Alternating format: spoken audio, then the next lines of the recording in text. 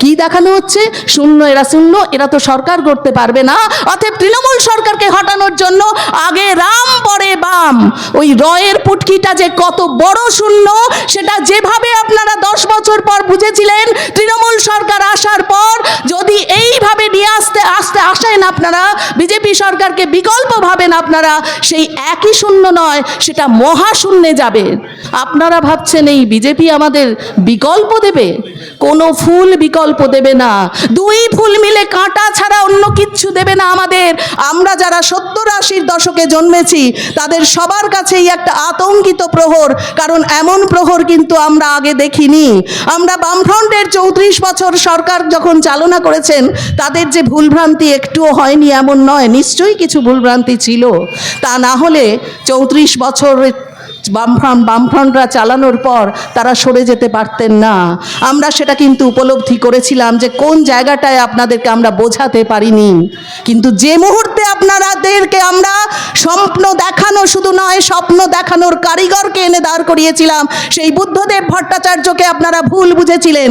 যে সময় গোটা পশ্চিমবঙ্গ জুড়ে শিল্পের একটা বিরাট সম্ভাবনা তৈরি হয়েছিল, কেবল সিঙ্গুর মোটর কারখানা নয়, শালবনীতে এশিয়ার সর্ববৃহৎ ইস্পাত কারখানা আমরা গড়তে চলেছিলাম।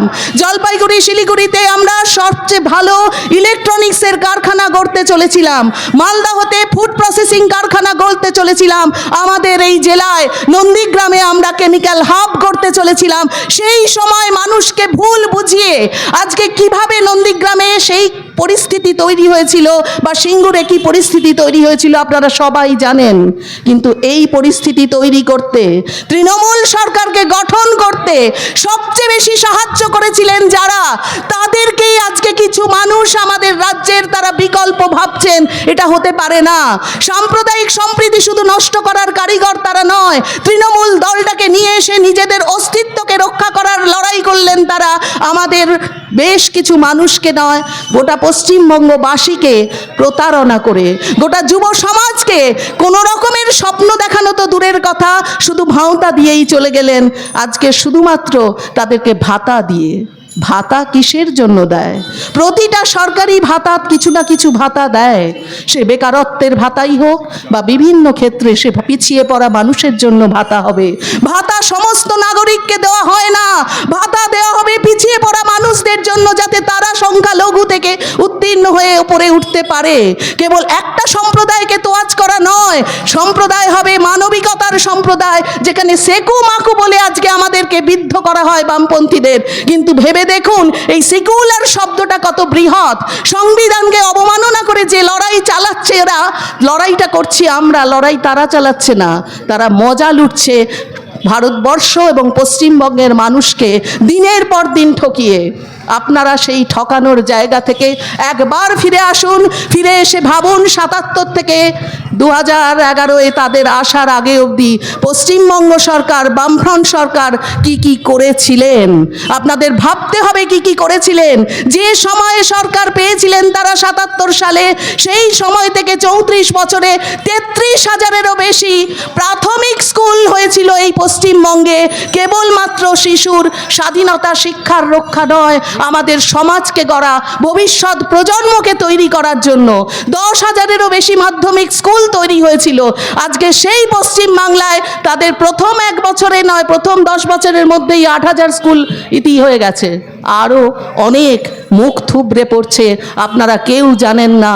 কিছু স্কুল চলছে যেখানে 10 জন 14 জন করে স্টুডেন্ট নিয়ে।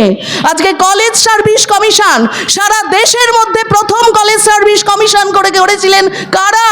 বামফ্রন্ট সরকার। এটা আপনাদের জানতে হবে যে কলেজ সার্ভিস কমিশন প্রথম করেছিলেন বামফ্রন্ট সরকার। আজ আমাদের যারা শিশুরা, আজ আমাদের যারা কিশোর, তারা যখন কলেজে যাচ্ছে, কলেজে কোনো পার্মানেন্ট টিচার পাচ্ছে না। 4 রকমের অধ্যাপক সেল গঠন হচ্ছে নিজেদের মনোমতো, যেখানে কোনো স্লেট নেটের ব্যাপার নেই, কোনো পরীক্ষা না দিয়ে শুধুমাত্র কন্ট্রাকচুয়াল। স্কুলগুলিতেও এই পার্ট টাইমার কন্ট্রাকচুয়াল, কোনো স্থায়ী কর্মসংস্থান নেই। আমার রাজ্যের মেধাবীরা চলে যাচ্ছেন অন্য রাজ্যে বা বিদেশে, যাদের এলিট সম্প্রদায় তারা বিদেশে যাচ্ছে। এদেশের আমার পশ্চিমবঙ্গের মেধাবীরা তারা কোথায় যাবে? বিশেষ করে মধ্যবিত্ত, নিম্নবিত্ত, গরিব সম্প্রদায়ের শিক্ষিত ছেলেমেয়েরা তারা কেন যাবে, কোথায় যাবে? তাদের অধিকার সরকারের। আমরা বলি রাজার প্রথম কাজ ছিল প্রজা প্রতিপালন, আর ওনারা করছেন প্রজা পোষা। ওনারা পুষতে চান যারা তাদের লেজুর বৃত্তি করবেন তাদের জন্য। আজ এখানে আমাদের অনেক তৃণমূল বিজেপির বন্ধুরা আছেন, তাদের উদ্দেশ্য সেও আমাদের বলা, একবার ভেবে দেখুন নিজেদের প্রজন্মকে, নিজেদের ভবিষ্যৎ প্রজন্মকে সুরক্ষিত করবেন না সংরক্ষিত করবেন, না একেবারে অপসংস্কৃতির জোয়ারে ভাসিয়ে দেবেন। এই অঞ্চলে তাবড় তাবড় স্কুল রয়েছে, যে স্কুলগুলিতে যারা শিক্ষকতা করেন তারা প্রতি মুহূর্তে অনুভব করবেন যে আগের যতদিন আমরা ছোট ছিলাম বা আমরা কলেজ পড়ুয়া ছিলাম, আমাদের সময় যে ব্যাক বেঞ্চার ছিল, যে পেছনের সারিতে বসতো, তার মধ্যেও শালীনতা ছিল, নত হওয়ার গৌরব ছিল। কিন্তু আজকের দিনে মোবাইল, ট্যাব, অনেক কিছু সুবিধা দেওয়া হচ্ছে, সবার জন্য সাইকেল, সবার জন্য বই খাতা, সবার জন্য পোশাক, অনেক সুবিধা পাইয়ে দিচ্ছে। কিন্তু আমার আপনার ঘরের সন্তানরা কি শিক্ষা লাভ করছে, কোন সংস্কৃতিতে বেড়ে উঠছে? আজকে প্রচুর জায়গায় আপনারা খেয়াল করুন যে গান, নাচ, এমন কিছু চলছে সাংস্কৃতিক জগতে, যেটা আমাদের সময় যে একটা দুটো হিন্দি বলয়ের সংস্কৃতি পশ্চিমবঙ্গে ঢুকেছিল না, এমনটা কিন্তু নয়। কিন্তু আমাদের সাহস ছিল না যে তা শুধু বাথরুম সিঙ্গারের বাইরে গিয়ে কোনো কলেজ স্কুলে সেই ধরনের গান, নাচ পরিবেশন করার কোনো সাহস ছিল না, ইচ্ছাটাও ছিল না, কারণ সেই ইচ্ছা আমাদের জাগ্রত ছিল না আপামর জনসাধারণের মনে।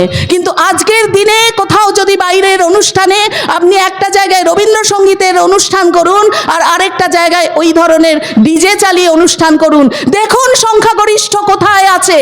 আজকের দিনে বারবার বিরোধীরা বলে চলেছেন বামেরা শূন্য, বামেরা শূন্য। সাধারণ মানুষ দেখছে লোকসভা বিধানসভার সিটে শূন্য, কিন্তু তাদের চোখে আঙুল দিয়ে দেখানো হচ্ছে না যে কাটমানিতেও তারা শূন্য, জালিয়াতিতেও তারা শূন্য, তারা তাদের জায়গায় এই অনৈতিক কার্যকলাপে তারা শূন্য, নারী নির্যাতনে তারা শূন্য, সেটা কিন্তু দেখানো হচ্ছে না। কি দেখানো হচ্ছে? শূন্য, এরা শূন্য, এরা তো সরকার করতে পারবে না। অতএব তৃণমূল সরকারকে হটানোর জন্য আগে রাম পরে বাম।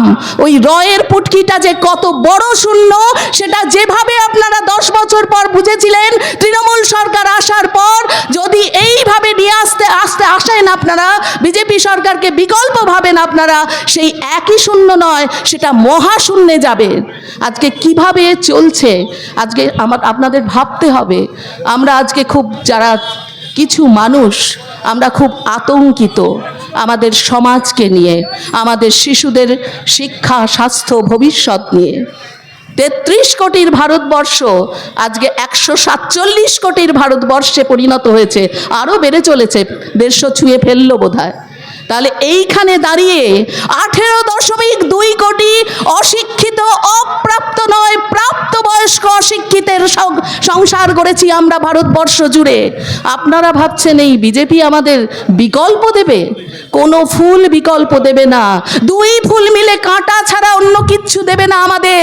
আবার 10 বছর যেতে হবে না, 5 মাস পরেই বুঝতে পারবেন যে কত ভাও তার জায়গায় আপনারা ভেসে চলেছেন, এই প্রতিশ্রুতির বন্যায় ভেসে চলেছেন। ভেবে দেখুন আজকের দিনে বিধায়ক, সাংসদ মিলিয়ে 151 জনের বেশি তাদের পুলিশের খাতায় নাম আছে। শুধু নয়, নারী নির্যাতনের ক্ষেত্রে নাম আছে। এটা অফিসিয়ালি সংখ্যা 151 বলছি, তার বাইরে অসংখ্য অগণিত। আপনারা সেই হাতরাস উন্নাও ভুলে যাবেন না। সেই উন্নাওয়ের মানুষ এসে অভয়ার মায়ের সাপোর্টে পানিহাটিতে প্রচার করতে আসছেন।